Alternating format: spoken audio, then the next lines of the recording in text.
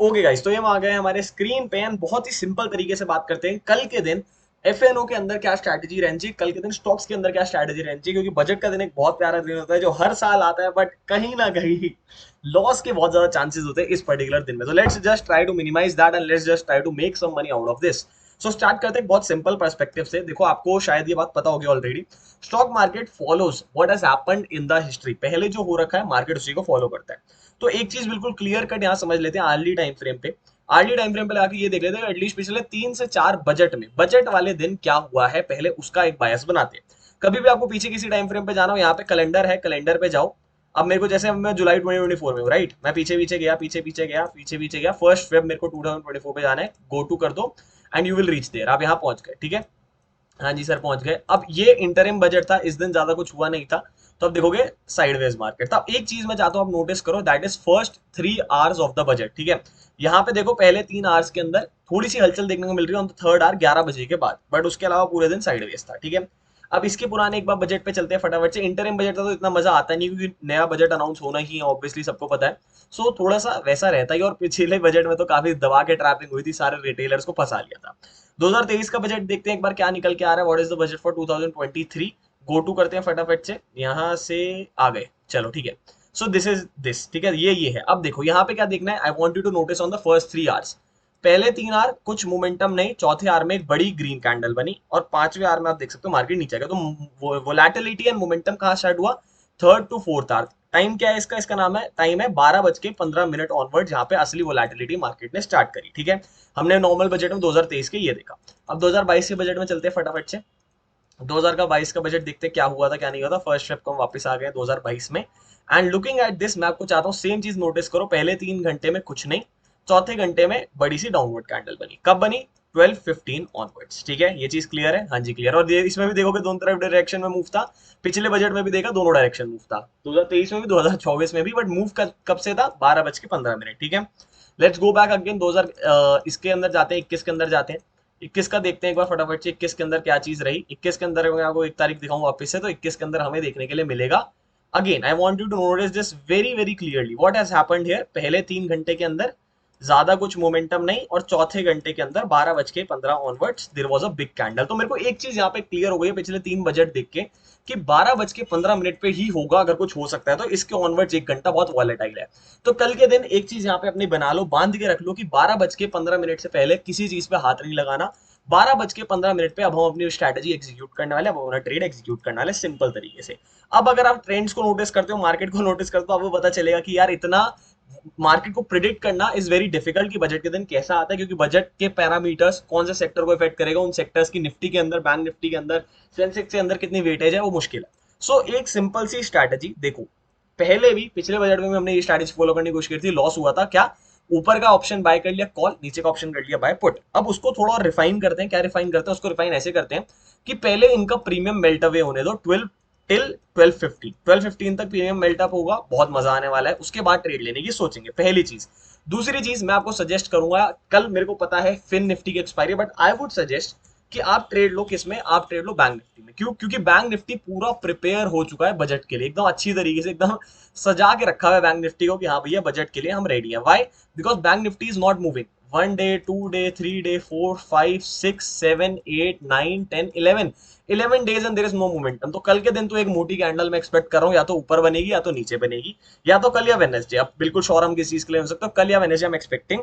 So we will look for a trade at 12:15 in Bank Nifty. Simple strategy अभी बोलूंगा, direction हम predict नहीं कर सकते हैं, तो out of the money call ले लो, out of the money put ले लो, दोनों लेके होल्ड करो। मैक्सिमम रिस्क मैं बोलूंगा आपके कैपिटल के हिसाब से 1% या 2% लेके रखो, उससे ज्यादा मत लो प्लीज।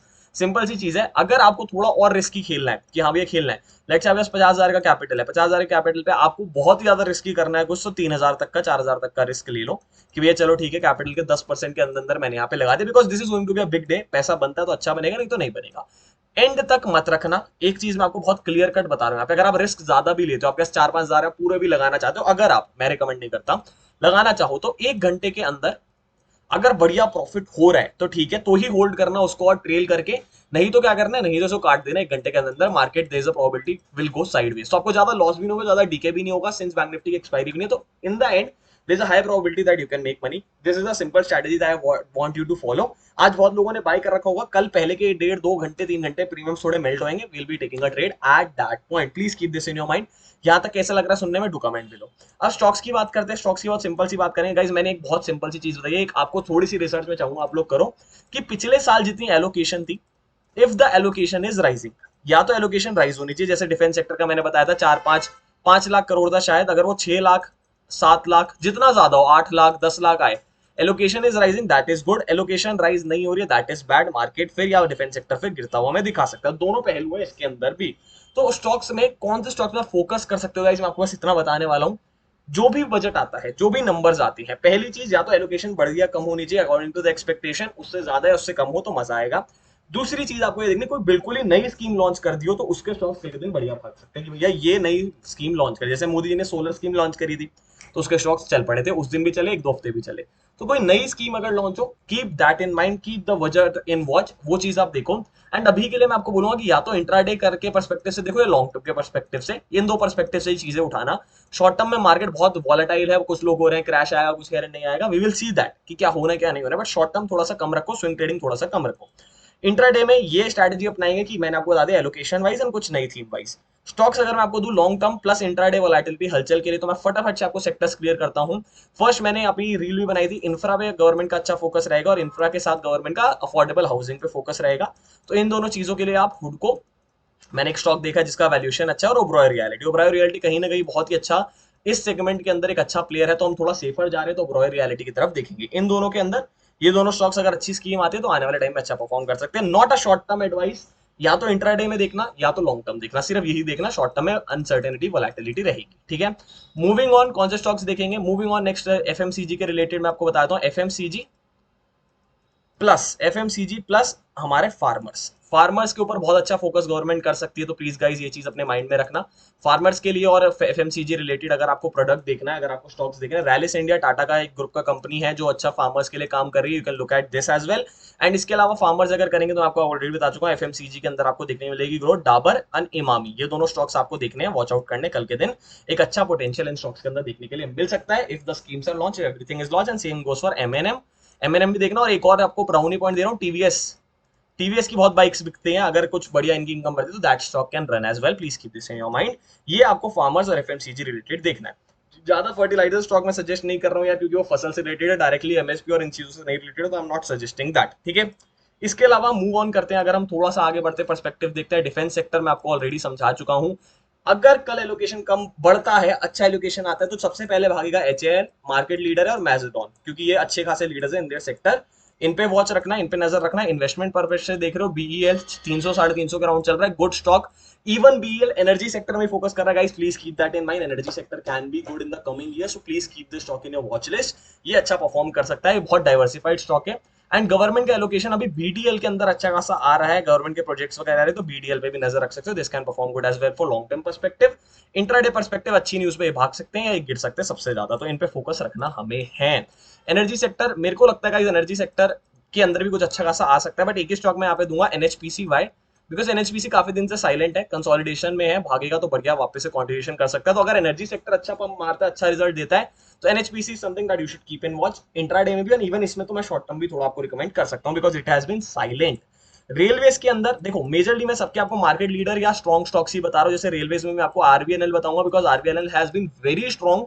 ज्यादा सेलिंग प्रेशर, ज्यादा चीजें नहीं दिख रही है, सो आरबीएनएल के अंदर आप देख सकते हो शॉर्ट टर्म नहीं, लॉन्ग टर्म या intraday RVNL and Titagarh wagons. Railways के अंदर अगर हमें कुछ अच्छी न्यूज देखने को मिलती है, जो कि शायद मिलेगी, तो इन स्टॉक से आप इंट्राडे के अंदर एक नजर रख सकते हो. Please keep a watch. Short term नहीं, intraday again.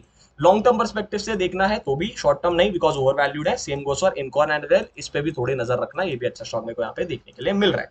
Energy, railways, defence कर लिया है हमने, हाउसिंग और हमने कौन सा कर लिया, इंफ्रा कर लिया. सारे ऑलमोस्ट सेगमेंट्स मैंने यहाँ पे कवर कर लिए जिसपे गवर्नमेंट का फोकस हो सकता है, जिसपे हमें नजर रखनी चाहिए. पीएसयू में मैं इतना ज्यादा नहीं जा रहा हूँ, बट गवर्नमेंट शायद पीएसयू का भी डिसइन्वेस्टमेंट प्लान ला रही है, तो पीएसयू के अंदर आप एक आरईसी पे नजर रखना. अच्छा चल रहा है आरईसी काफी टाइम से, please keep a watch in REC as well.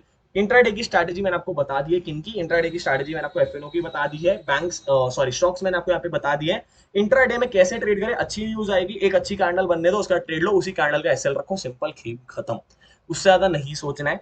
पहले से थोड़ा स्पेक्यूलेटिव होने जा रहे हो कि यार रेलवेज में अच्छा आएगा, आपको पता है सुबह आरबीएनएल का देख लो, लेके कोई अच्छी कैंडल बने एसएल डाल के ले लो, सुबह सुबह आप ले लो तीतागढ़ ले लो, भारत डायनामिक्स, ये सारे अगर आपको लगता है अच्छा न्यूज आने वाला है। Not recommending anything, this is not a buy sell recommendation, but please be realistic. Market में बहुत चीजें खेली जाती हैं ऑन द बजट डे। तो ये सारी चीजें आई होप आपको क्लियर होंगी। कोई भी आपका डाउट है कमेंट कर देना, मेरे टेलीग्राम पे जुड़ जाओ, लाइव मार्केट अपडेट्स मिलते रहेंगे, मेरी इंस्टाग्राम पे जुड़ जाओ, बढ़िया रील्स मिलती रहेंगी, बढ़िया स्टॉक्स मिलते रहेंगे। That is all for this particular video. I will be meeting you guys in the next video. तब तक के लिए मैं कहूंगा bye bye, good night, sayonara, and I hope that you all make profits in today's session. And अगर last तक देखिए तो वॉच टिल द एंड लिख देना, जो भी डाउट्स है कमेंट कर देना। आपसे मिलता हूँ।